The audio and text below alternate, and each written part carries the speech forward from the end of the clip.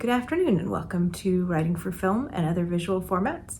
My name is Monica and I'm going to be guiding you through this wondrous journey of writing. Today, during this video, you might hear some sirens going, some school children playing, some dogs barking, not mine, but other dogs. I live in Queens, New York, and I live in Zootopia, apparently.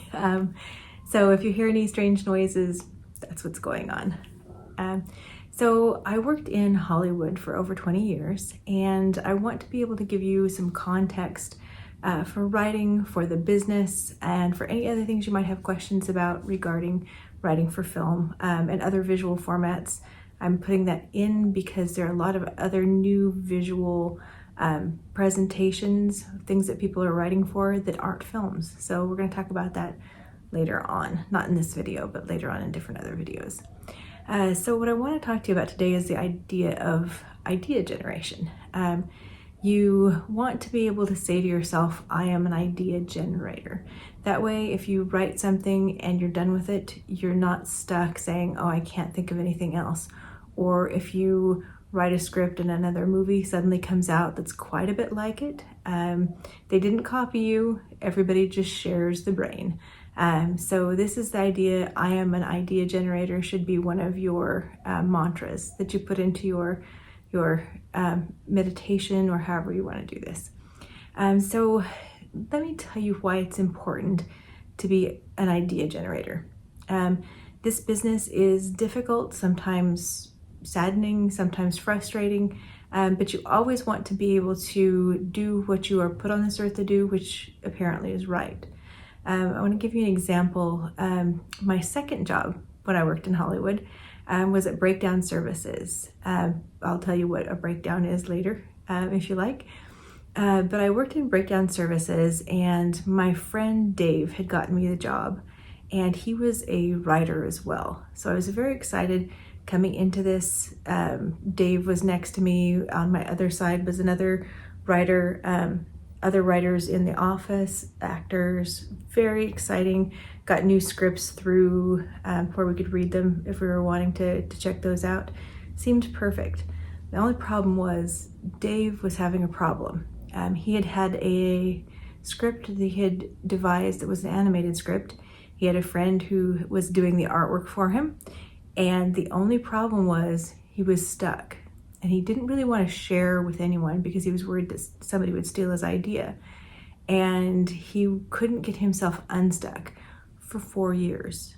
So at some point in time, his partner, his friend, decided to buy him out of the process. And so he was free to start writing another script. The only problem was he was looking for the perfect idea. He was weighing what was going on in the industry, the movies that had made money, what was something that he knew somebody that he might be able to get made. All of these ideas were just completely keeping him stuck in what to do next for months, leading into years. No ideas. He finally ended up leaving Hollywood, going back east, and going into insurance sales. And unfortunately, he recently died. He was a good man, good soul, but he was stuck as a writer and he never did get out. So we want to that not be you. We want you to be able to take it a little more lightly. Don't think you have to have a perfect idea because there is no such thing.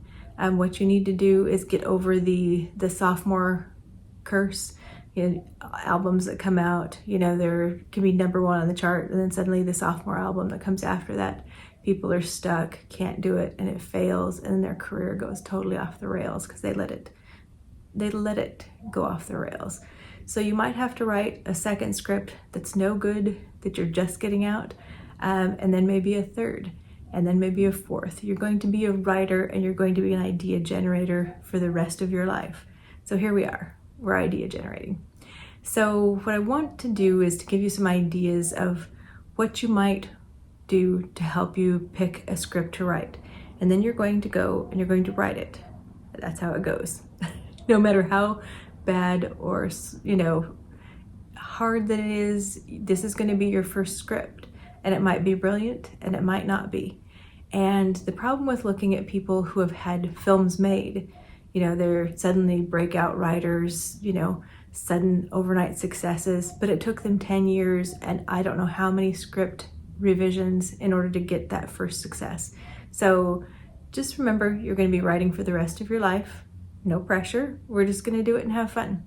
So ideas to generate ideas. The first thing I want you to do is make sure that you have a journal or something, a program on your phone to be able to write down ideas. You're going to be trying to push yourself through generating a lot of ideas. I would say set a goal for every day, how many ideas you want to generate, and then stick to that. Have that be a thing for you. Like you get up in the morning, you do the Wordle, you jot down 2 ideas. Easy peasy lemon squeezy. That's the first one. Book or phone or an app or something where you can write down your ideas. The second thing is take time to write a paragraph about what this idea means. I can tell you there's been tons of times when I've jotted down idea dinosaurs in space. And I think that it's going to be pretty clear. I'm going to remember what it was. I get back to it and I'm sitting there looking at it going, I have no idea what dinosaurs in space. I mean, yeah, sure, dinosaurs in space. Who wouldn't? But I don't know what it was specifically about that I was keying in on, that I was interested in writing about. So once you get a little idea, just write down a quick paragraph. So it's not one of those things like, you're dreaming at night, you wake up, you jot down on your pad, again, dinosaurs on the moon maybe, and you don't know in the morning what it was. Maybe that does mean that you have to actually wake yourself up enough to record it, but I believe that it's worth it because I think sometimes your dreams are very verdant places for ideas, so we should pay attention to that if you get something.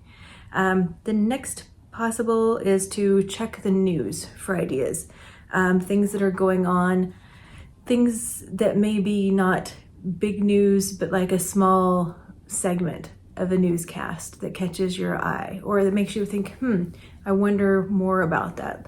I wonder how tigers are brought into the zoo or anything, just something that captures your imagination. You might be able to look into it later, do research on it, maybe. So you want to take a look at the news and see what's there. The next thing is to subscribe to some sort of either a newsletter or they used to have it where Google would send you emails of all the different news items according to a certain topic. I, for a long time, got the emails every day about nanotechnology until I got to the point where I was like, no, I don't need that anymore. But that was something that got brought into my email every day if I was willing to go and look at it for ideas.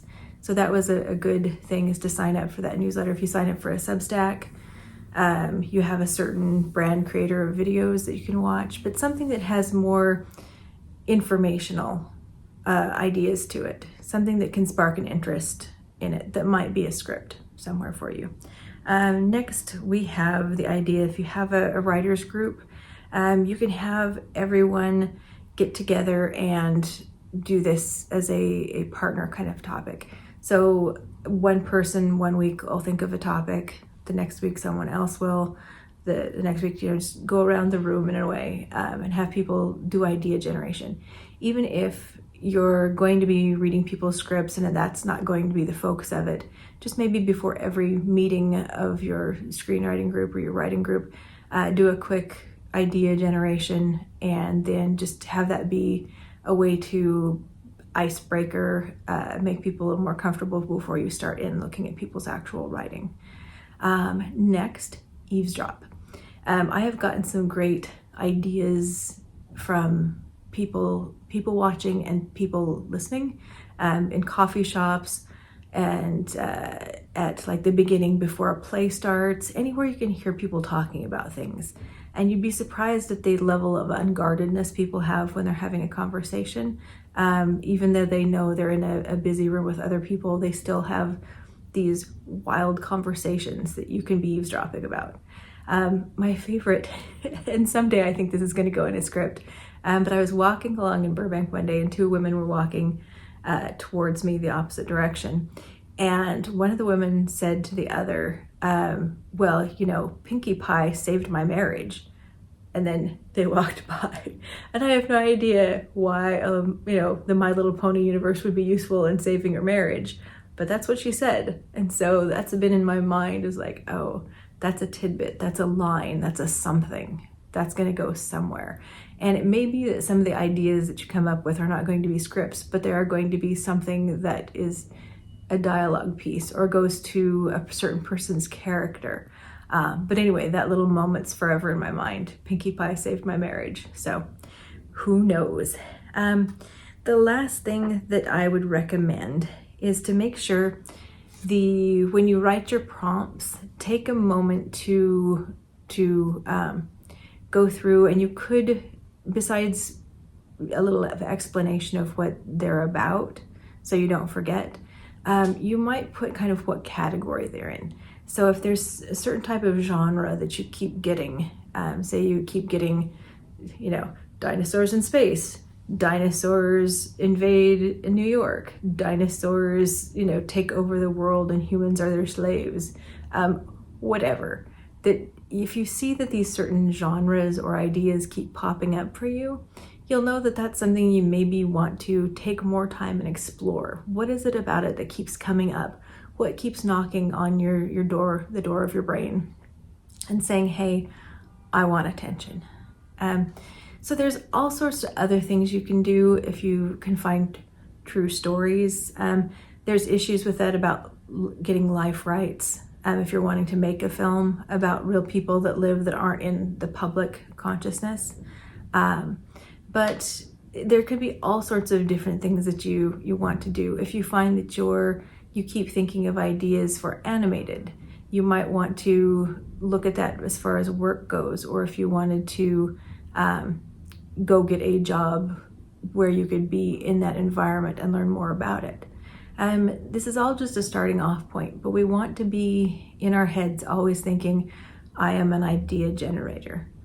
I can always find other things to write about, and maybe I can think about my second script. There's no pressure. It's gonna be, you know, all over the place and a fail. Even if my first script was great and brilliant, my second script is gonna be, we're gonna play with it. We're just trying to get through that hump over the sophomore script, and then get to number 3. So you wanna think about being an idea generator, and also the fact that you're going to be writing these scripts and you're going to be learning as you go more about who you are as a writer, how to write, and exploring ideas that you might come back to later if they don't work out in that script. So anyway, that's the first in our idea generation for the video. So if you have any thoughts, reach out and we'll talk about it. And until then, happy writing.